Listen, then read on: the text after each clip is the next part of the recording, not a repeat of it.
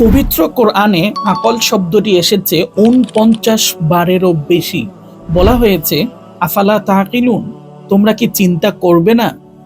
কোরআনে আকল শব্দের রুট হচ্ছে আইন কফ লাম, যার অর্থ বেঁধে রাখা, নিয়ন্ত্রণ করা, যুক্তি ব্যবহার করা, উপলব্ধি করা।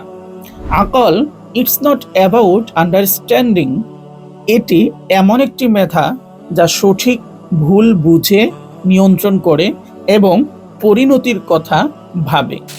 কেন এতবার পবিত্র কোরআনে আকলের কথা বলা হয়েছে?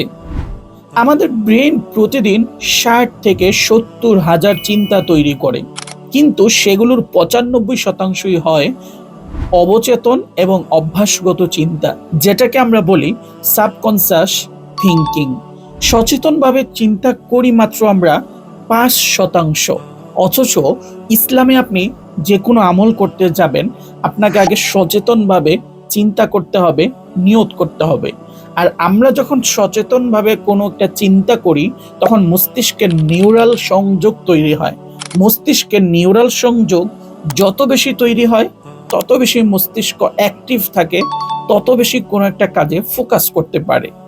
মানুষের মস্তিষ্কে চিন্তা বা যুক্তি বিশ্লেষণের কেন্দ্রটা হচ্ছে প্রিফ্রন্টাল কর্টেক্স, যা মস্তিষ্কের সামনের অংশে অবস্থিত।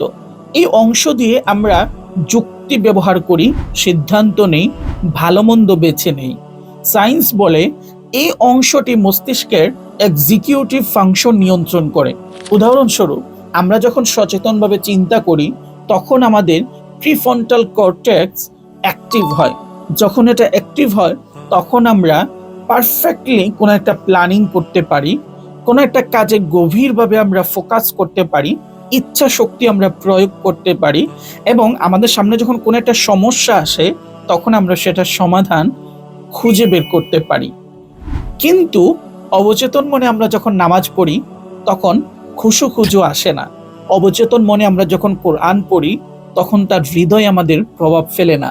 তাই আল্লাহ তাআলা সচেতনভাবে চিন্তা করতে বলেছেন এতবার, কারণ সচেতনভাবে চিন্তা না করলে আমরা হয়ে যাই রিপিটিং একটা রোবট, অভ্যাসের দাস। কিন্তু সচেতন চিন্তা আমাদেরকে বানায় একজন আত্ম উন্নয়নশীল মানুষ।